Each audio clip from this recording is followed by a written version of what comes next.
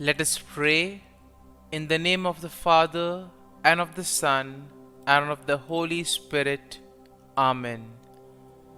O Jesus, through the Immaculate Heart of Mary, I offer you my prayers, works, joys, and sufferings on this day for all the intentions of your Sacred Heart, in union with the holy sacrifice of the Mass throughout the world, in reparation for my sins, for the intentions of all my relatives and friends, and in particular for the intentions of the Holy Father.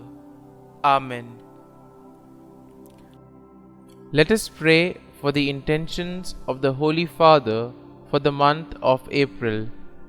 For the role of women, we pray that the dignity and immense value of women be recognized in every culture, and for the end of discrimination that they experience in different parts of the world. Our Father, who art in heaven, hallowed be thy name. Thy kingdom come, thy will be done, on earth as it is in heaven. Give us this day our daily bread, and forgive us our trespasses, as we forgive those who trespass against us. And lead us not into temptation, but deliver us from evil. Amen. Hail Mary, full of grace, the Lord is with you. Blessed are you amongst women, and blessed is the fruit of thy womb, Jesus. Holy Mary, Mother of God, pray for us sinners, now and at the hour of our death. Amen. Glory be to the Father, and to the Son, and to the Holy Spirit, as it was in the beginning, is now, and ever shall be, world without end. Amen. My dear friends, the Word of God welcomes you this morning. And as we spend this time with the Lord, as we begin this new day by devoting time to the Lord, let us ask the Lord to be with us, to guide us, to protect us, and most importantly, to lead us on throughout this day. That whatever we do, the words that we speak, the actions that we do, that they may all radiate the goodness, love, mercy, and peace of the Lord. Many times in life, we are so caught up with the activities, with our work, and because of that, we see that sometimes we find it difficult to recognize the small blessings and the graces that we continuously receive from the Lord. And because of this reason, we sometimes tend to take these things for granted. Therefore, it would be appropriate as we begin today's morning offering that we spend time thanking the Lord.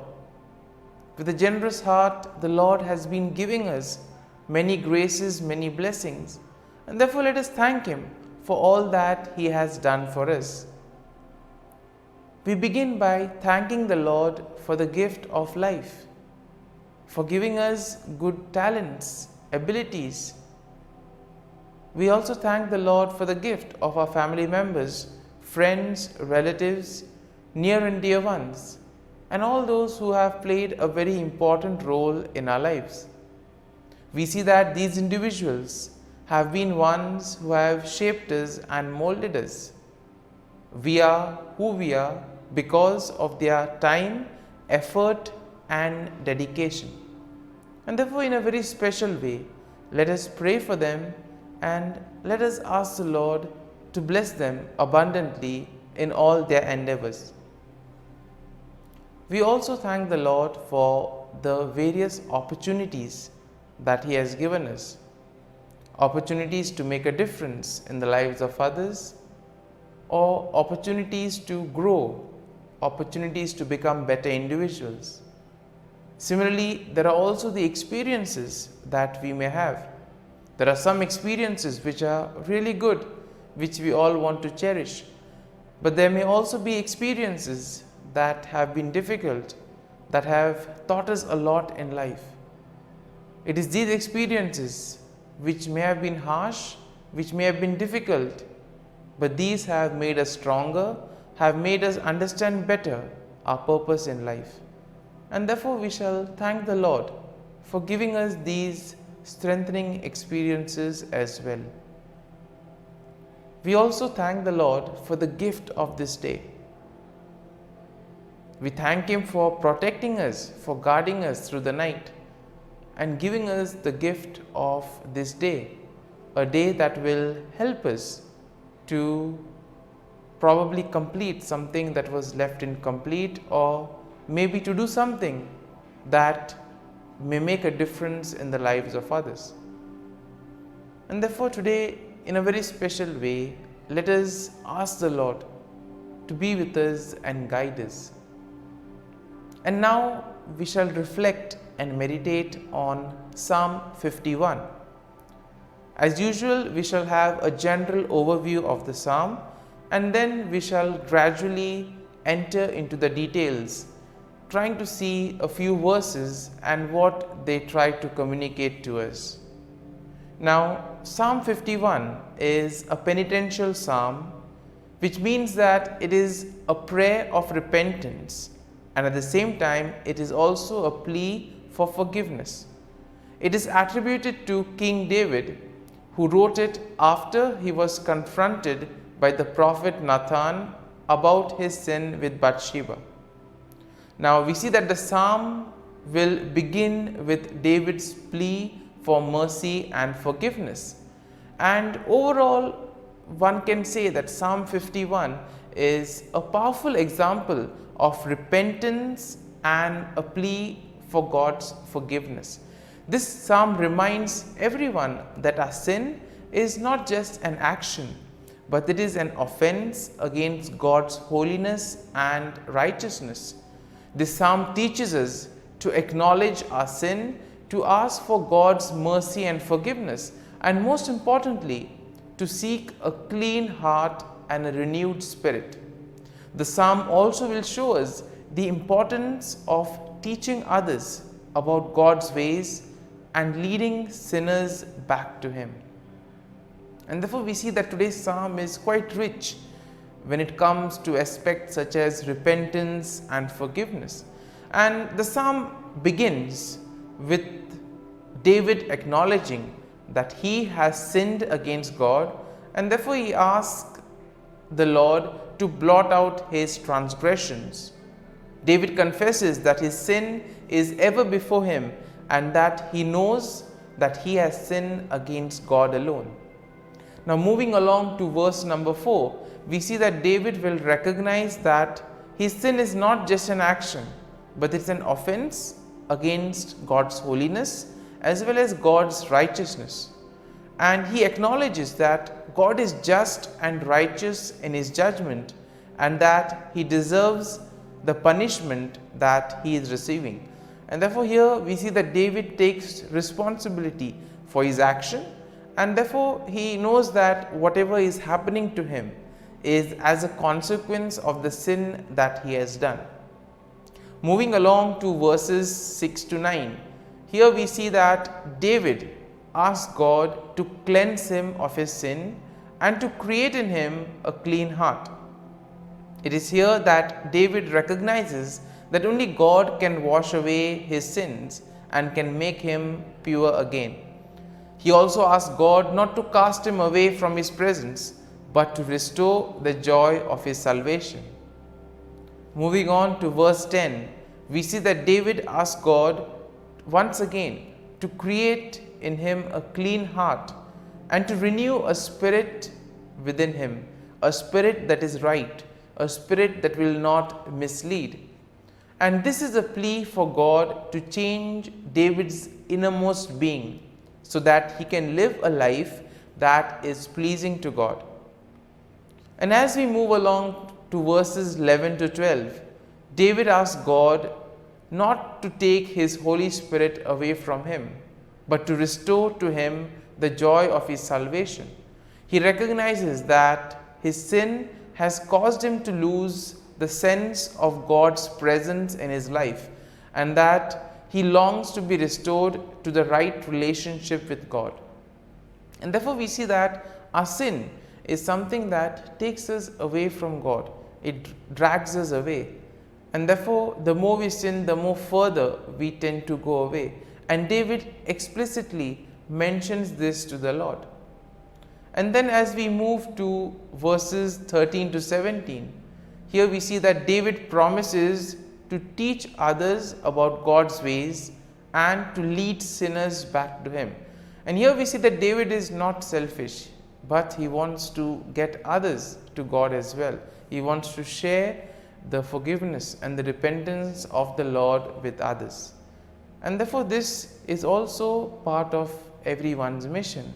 Through our words, through our actions, we are called to lead people to God, to help people follow the right path.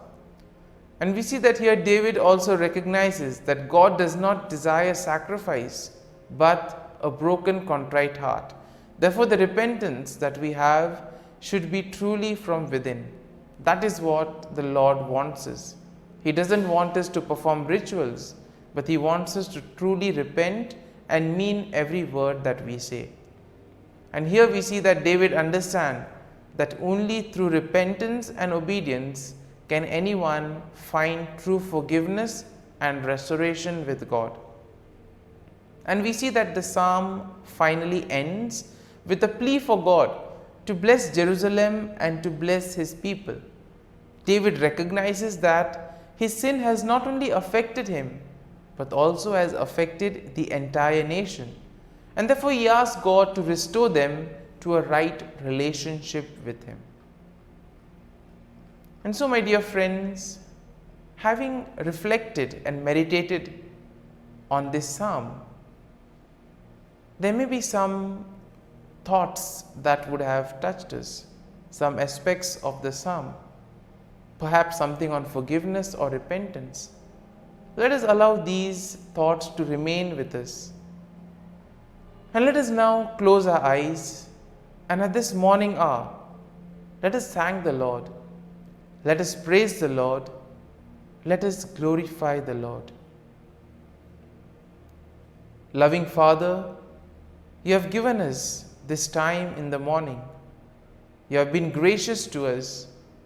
You have given us Your Son, our Lord Jesus Christ, who has cleansed us from our sins.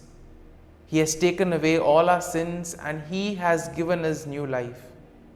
Lord, as You have given us the Holy Spirit, we ask You, Lord, to bless us and to protect us.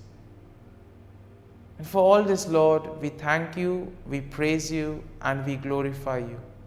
You have protected us, Lord, and You have guarded us all through the night. And You have given us this morning hour. For Your great love and mercy, O Lord, we thank You. We offer You this day, O Lord, and all that we do. And we ask that You always be with us and accompany us in all our actions. And now, my dear friends, let us spend a few moments in silence, reflecting on any thought from Psalm 51 that would have touched us, something that would have given us a better understanding of ourselves. And let us remain with this thought, asking the Lord to change us, to help us become better individuals.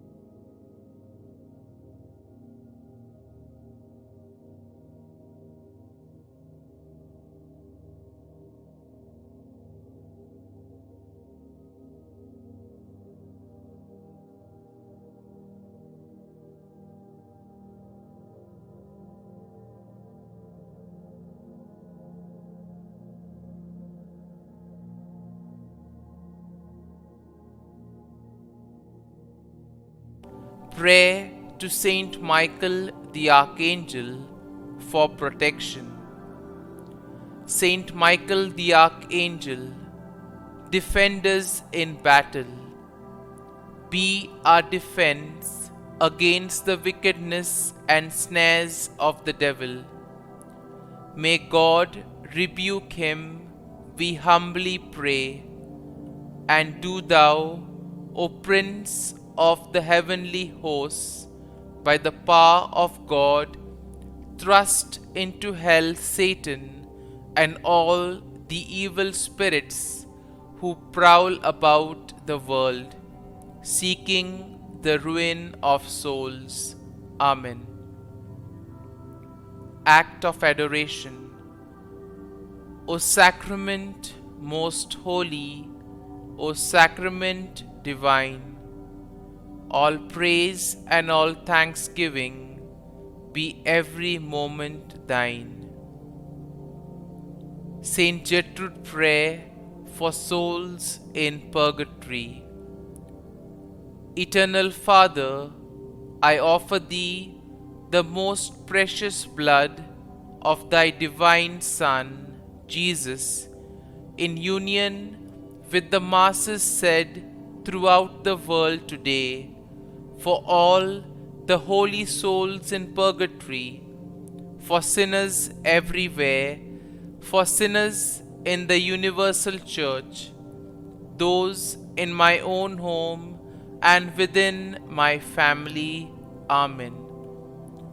May the divine assistance remain always with us, and may the souls of the faithful departed through the mercy of God rest in peace. Amen. Glory be to the Father, and to the Son, and to the Holy Spirit, as it was in the beginning, is now, and ever shall be, world without end. Amen.